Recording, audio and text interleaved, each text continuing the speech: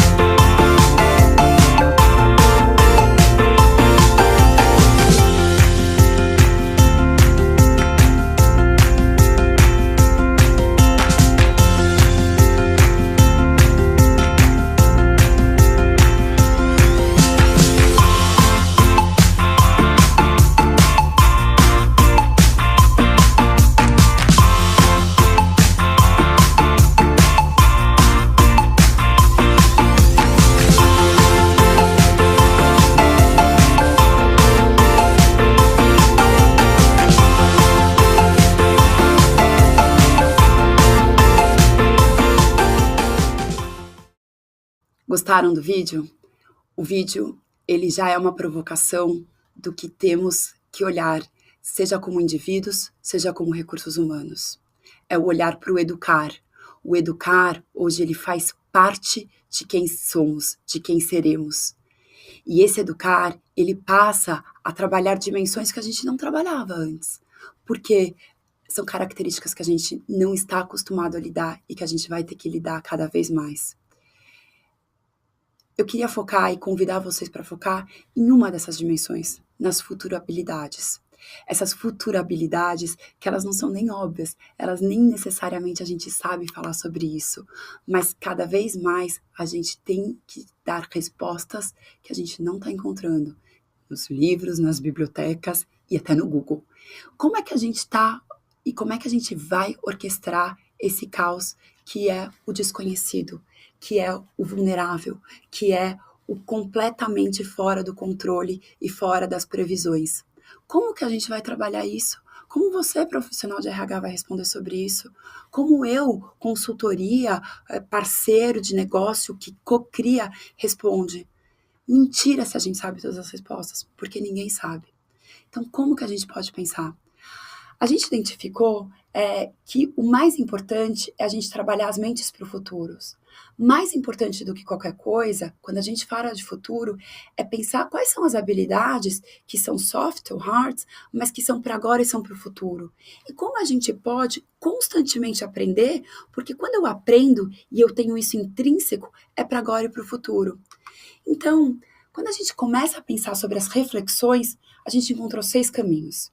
6 caminhos que não são respostas certas, não são respostas absolutas, mas são 6 caminhos para a gente refletir junto. Vamos falar sobre eles? O primeiro caminho chama caminhos adaptativos. O que são esses caminhos adaptativos? É claro que hoje as organizações vão precisar adaptar a carreira delas.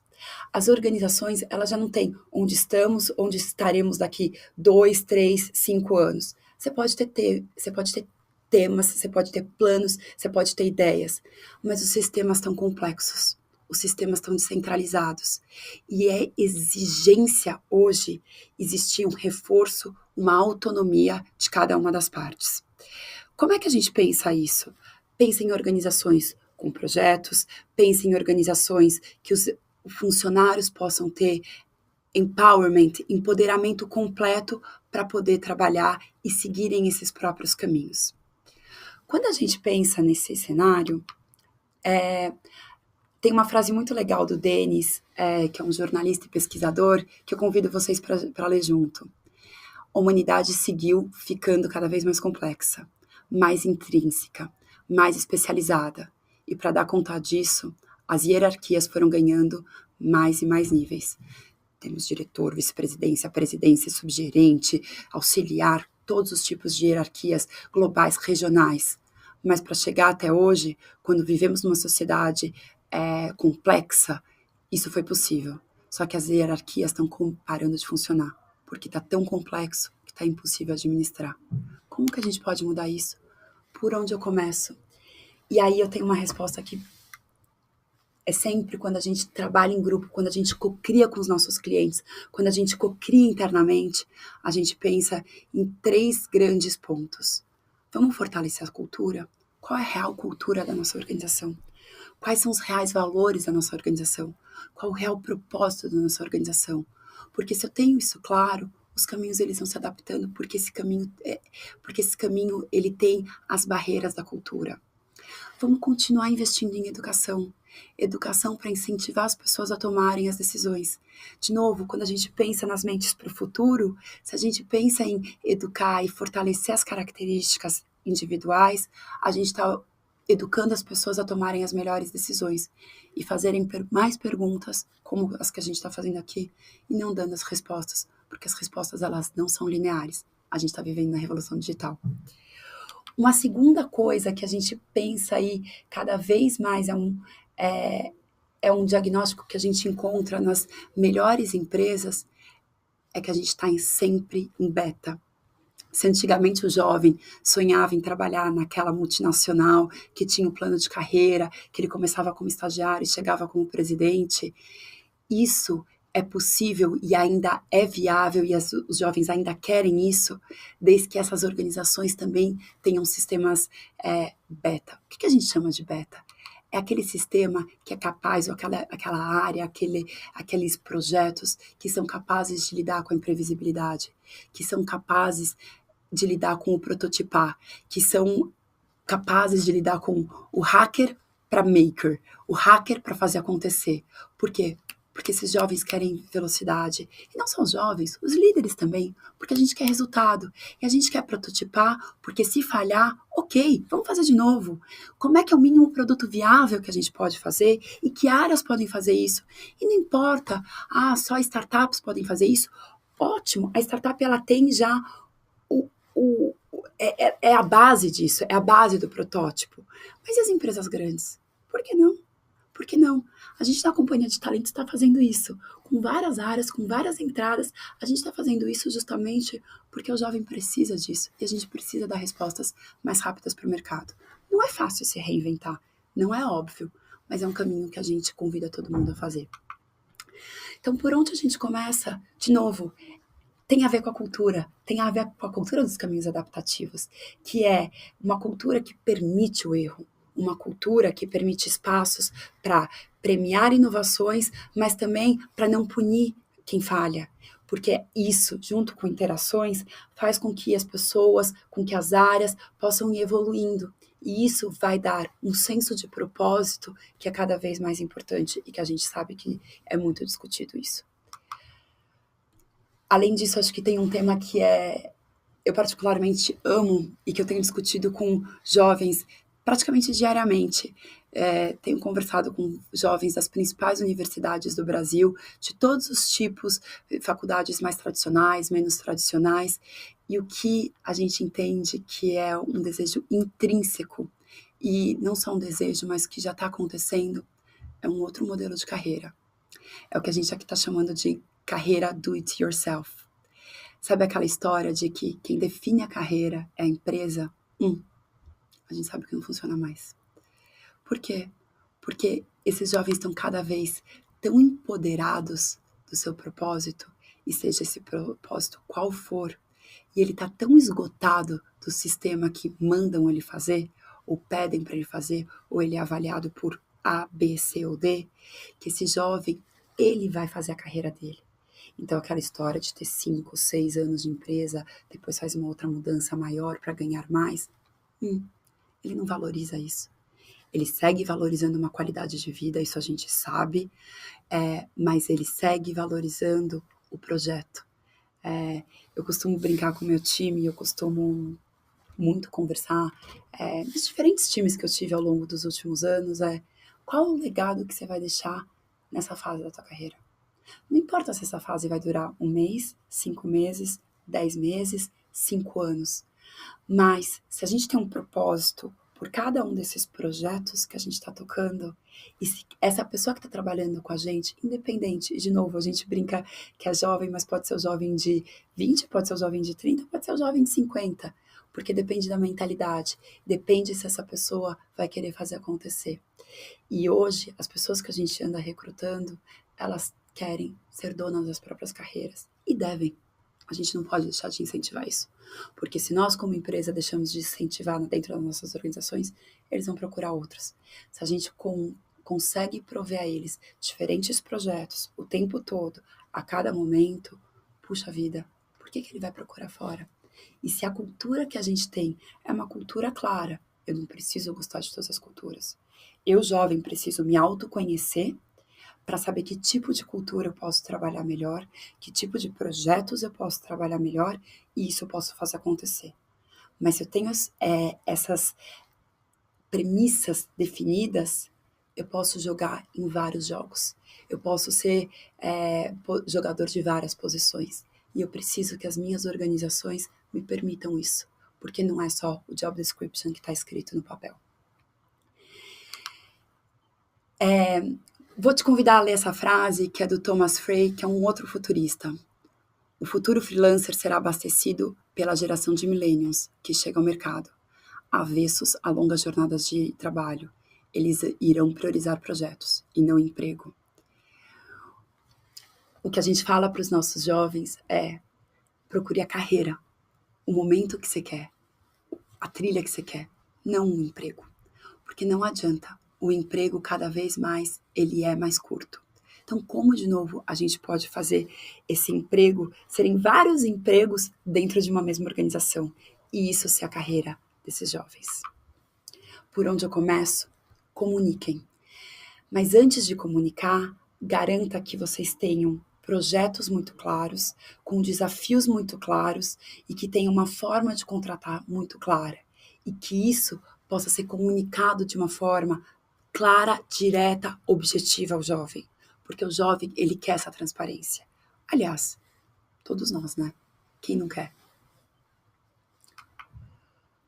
Um outro tema que a gente traz, pensando nessas reflexões, e de novo, eu volto a convidar para a gente bater papo e conversar sobre elas e pensar, co-criar projetos juntos, é quem são essas mentes para o futuro? Como funcionam essas mentes para o futuro? A mente para o futuro, ela tem um peso holístico, com um repertório muito amplo, muito maior. Mas essa mente para o futuro, ela cada vez mais precisa estar fortalecida nas capacidades socioemocionais. O que são esses skills e capacidades socioemocionais? Quando a gente olha para conferências importantes que ocorreram no mundo, a gente fala em dimensões grandes de autoconhecimento, porque quem se conhece é capaz de dizer melhores sims e nãos. A gente fala de características importantes como a simples habilidade de empatia. Simples? Não é simples. Porque quando a gente lida com pessoas tão diferentes da gente, e quando a gente está muitas vezes num dia bom, num dia ruim, num dia que todo mundo tem percalços, não é fácil você criar essa empatia intrínseca. E quando a gente não cria, a gente sabe que é difícil, a gente sabe que é diferente. A gente fala de características como resiliência e persistência. Se o mundo é VUCA, se o mundo é vulnerável, se o mundo ele está numa transformação digital, se a gente não tem persistência e resiliência na hipótese, na premissa que a gente assumiu, as coisas colapsam muito rápido. Mas o difícil é saber até quando ter essa persistência, até quando persistir e se isso é o certo ou se isso pode estar no erro. E ser capaz de abrir mão e se reinventar. Para isso, eu preciso dessa resiliência. As características socioemocionais nunca foram tão importantes. E trabalhar sobre elas, mais do que nas suas empresas, é investir nas universidades. A gente tem alguns projetos que a gente está olhando para as universidades, para as escolas, como que eles estão, de fato, mergulhando nisso e permitindo que esse jovem conheça não só a matemática, a física, a química, mas conheça mais de si mesmo. E que possa, conhecendo de si mesmo, escolher as batalhas certas.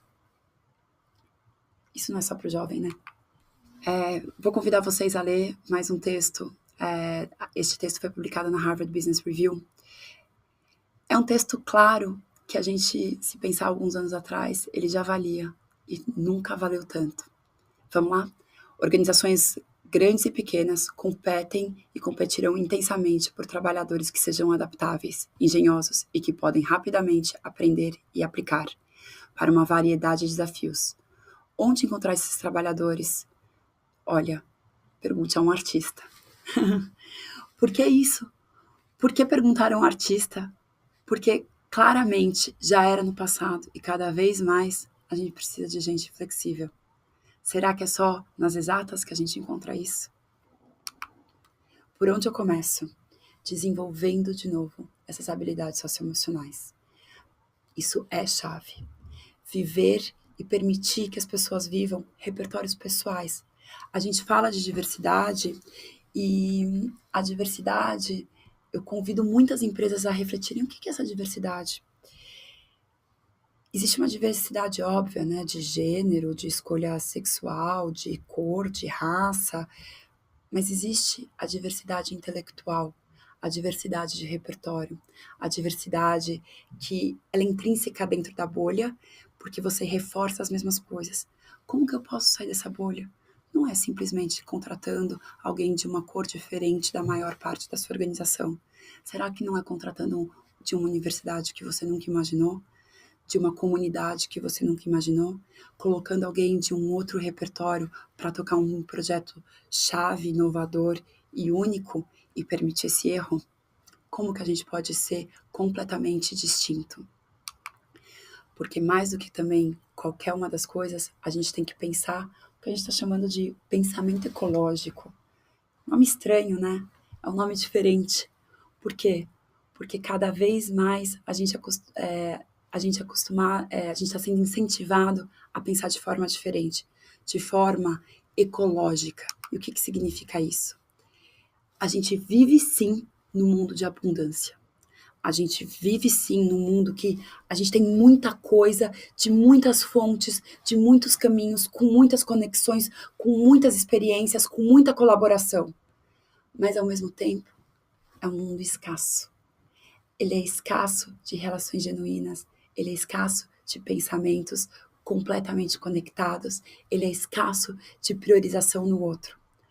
Como que a gente pode balancear isso e fazer um bem para nós como indivíduos, seja o indivíduo SA, que a gente viu no nosso vídeo, seja o indivíduo que faz a carreira do it yourself, que é responsável e protagonista da sua carreira. Como que a gente pode compartilhar esses valores? Convidando as pessoas para cocriar. Quando você cocria, quando você pensa no win-win, você pode ser muito mais ecológico.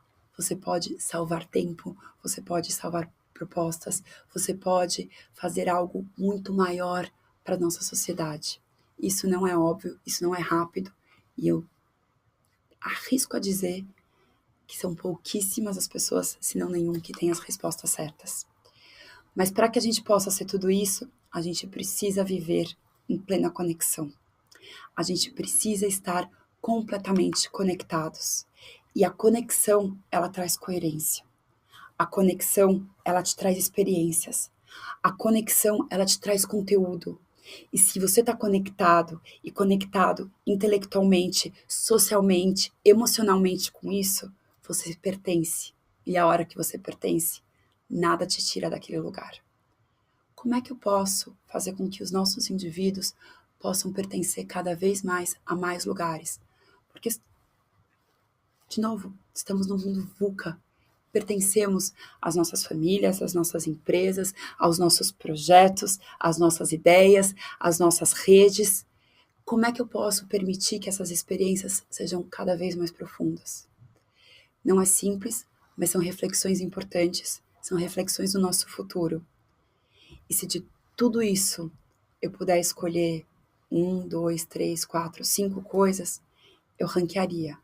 Mas se eu puder escolher uma, eu vou investir cada vez mais na educação. E aí você fala, como que eu, RH, vou investir na educação? Vamos garantir que a gente está investindo nas capacidades socioemocionais?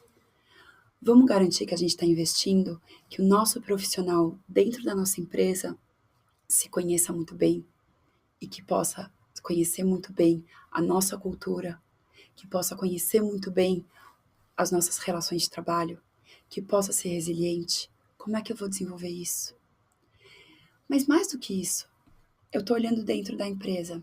Será que dentro da empresa é o futuro ou é o presente? É o presente. Se eu quiser olhar para o futuro, eu, além de olhar para dentro da empresa, eu preciso ir para trás.